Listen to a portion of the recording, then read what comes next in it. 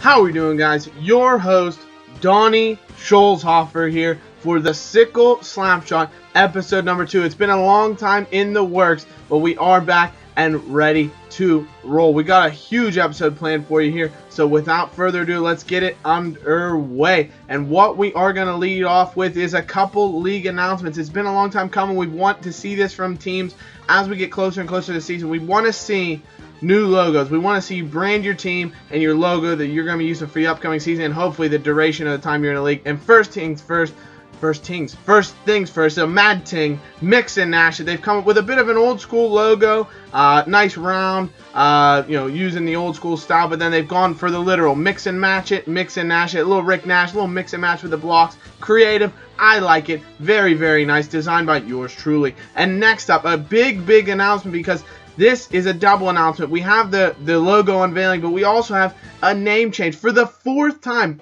They were originally Franz and Maker Dance, then they became Sweet Sully Sully, then with Yuli taking over the club, becoming the owner, they became Tootin' in the Stall. Now, another name change to Boats and Hosa's. Gone with the Step Brothers here, but a little Marion Hosa, a little Iginla, or Kane, that's Kane, excuse me, not Iginla. Oh my goodness, what a mistake. Live television, folks, you have to hate it. No, we're not live. No, I could have fixed this bit. Oh well. You can see beautiful logo, very funny, very classic, very nice to see from them. And then finally, Malkin's Mouthful Blazes Squad. He's come up with a logo. He's designed it himself. Very, very nice. Beggars can't be choosers. I wanted to maybe see a little bit of Malkin with his mouth gaping open, something inside, as opposed to the other way around, Malkin inside the mouth. But semantics, very happy he designed the logo. That's himself. That's a lot of pride put into that. Malkin's Mouthful. They're ready and raring to go for the season. That's our final logo. It's coming out. Everybody else, get them in as quickly as you can. We want to see them. And so, moving forward, for the first time ever, it's a new segment alert. Bender of the week. If you're not a huge hockey person, you don't know what a bender is, we're going to teach you here. It means, look at the pictures. Your ankles are bending. You're not a very good skater. You're not very coordinated on the ice. Overall, not something you want to be known as. So, unfortunately, Bender of the Week, not the best award for you to win, but we're going to have it. We have to have it because it is well deserved. So, Bender of the Week, you can see who it is. Oh, Yuli. It's a good logo. It's a great name change, but Google search engine, Boats and Hosas, first thing that pops up. Let's see some originality, son. Come on. We're going to remember your former team name, Tootin' in the Stall, because this is some shit if you're going to be doing stuff like this. Come on, have some personality. We want to see it. It's all in good fun. Remember that. But Bender of the Week has to go to Boats and Hosas for just the money grab. They went for the funny. Come up with it. Come on. We want to see it. Keep it up, though. Remember, we're having some fun here, but you are the Bender of the Week. And with that coming to a close, we're actually going to get into a more serious portion of the episode here. Roster analysis. What we're going to do, we're going to take a look at every team going from where they finished in the league, the best to the worst, with the exception of who we'll lead off with, because we're going to do roster analysis. We're going to take a look at who they've kept. This is going to be the 8 teams that are remaining from last season, because the final 2 teams were filled out all their keepers through an expansion draft, which we'll detail in a later episode. But first things first, we're looking at the rosters, who you kept, who you need to pick up in the upcoming draft, because it's coming up very close, about a week away. First things first, our league champions, Chance of Flurries. That's why we're looking at them first. They finished second in the league standings overall, and you can see why. Phenomenal squad. Sidney Crosby, Carlson, Tarasenko. So much offensive ability. Voracek, Pacioretty. They have goals. They have assists. Decent plus-minus with the exception of that absolute bender himself, Van Riemsdyk. My goodness, power play points. Huge number of shots. That's a big thing you'll see. You pretty much win shots every week. Hits are very solid. A lot of good physical players. Shen with 200 hits. Muzzin close to 200. A lot of physicality on this team.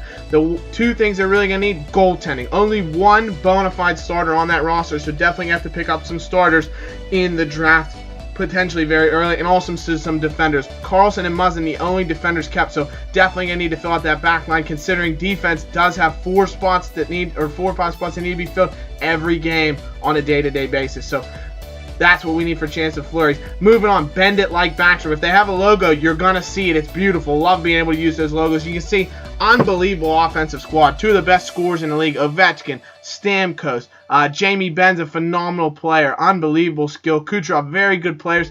But you can see, besides like Backstrom and Subban, and I guess Jamie Benn, 3 guys, but not a ton of assists. Ovechkin and Stamkos, they need a bit of playmakers on the team. They need some physicality. They have 2 or 3 really big hitters, but a lot of guys that are a little bit lower on the chart, so some physicality and some proven net winners. Obviously, Schneider and Halak, very solid goalies, but are they going to provide you the wins, the shutouts on a consistent basis just because they're playing New Jersey? Not a great team. The Islanders, very up and down. They're on the up, but you wonder how they'll turn out this year. So maybe a proven net winner to come in and guarantee you some wins coming up in the future for Bend It Like Backstrom. Moving on, we're going to take a look at Malkin's mouthful. And the first thing you see when you take a look at this team, they need goalies. They have 1 goalie kept from last year, and it's Andrew Hammond. He's not even guaranteed that starting Ottawa job because of the quality netminders they have. Anderson, Lehner, definitely going to be tough. He's probably has the upper hand on it for right now, but he's not proven. You don't know he's going to replicate those statistics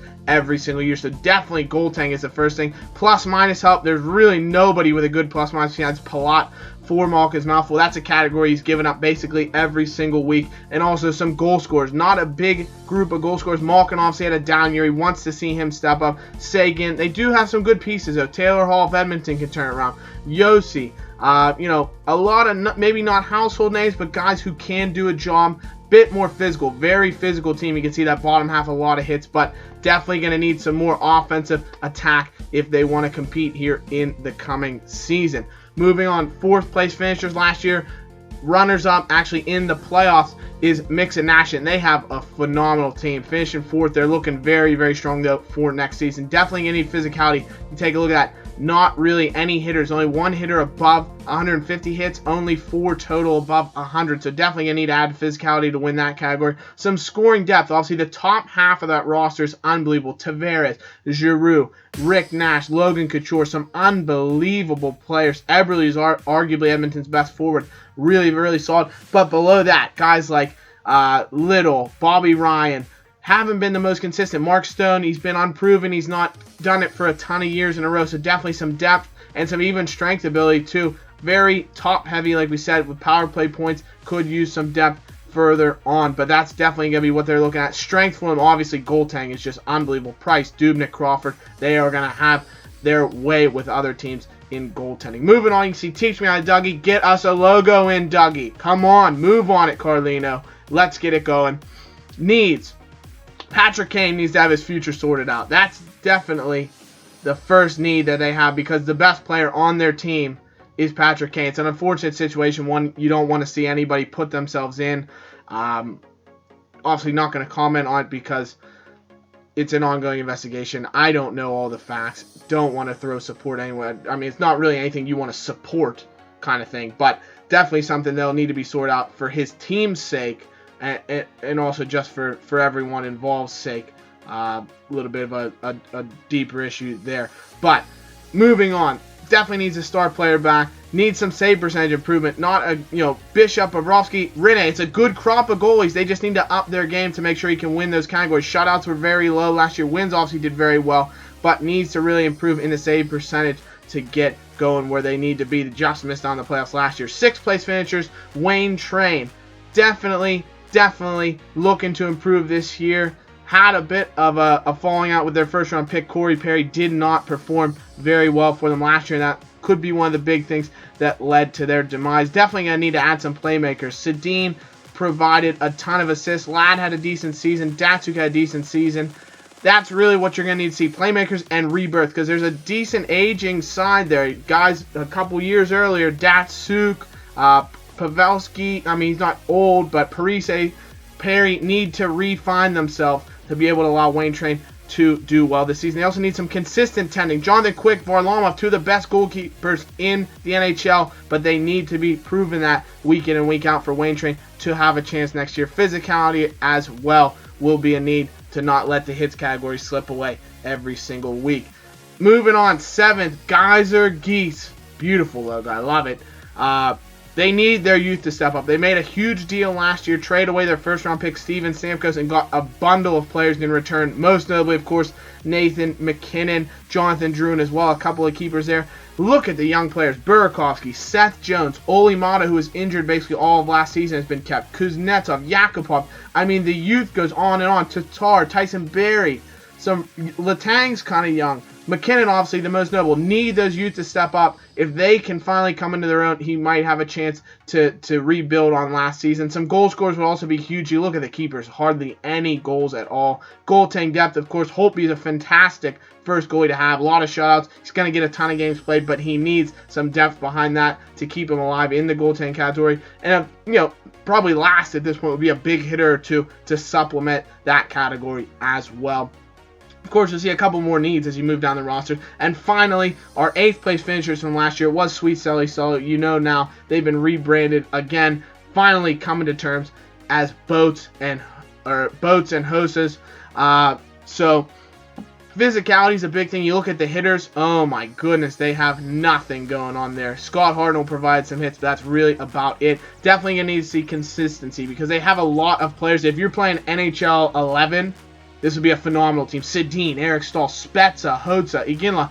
They're old. They might need a youth shakeup. You might need to see a couple of big trades, sending away some assets for some draft picks or some young prospects because the aging team, if they have goaltending depth, they're going to do very, very well because Lundqvist, Rask, Luongo, and goal is a phenomenal core. But the aging players need to either step up or be moved on to set the team up very well for the future is really how both and Hoses have to look at it. But that's going to do it for this episode of the SCKL Slap Shot, guys. Episode number 2 in the books. I've been your host, Donnie Schulzhofer. I hope you have enjoyed it. We're going to have another episode coming up, rapid fire. We've moved it up this week with the draft coming, things of that nature that, even the start of the season, we want to get as much content into you before that all gets underway, and we'll be set for a weekly schedule. But thanks so much for watching. Be sure to let me know what you thought of the episode. Give us the banter. We love to hear it. So thanks for watching, guys. I'm Donnie Schulzhofer, signing off.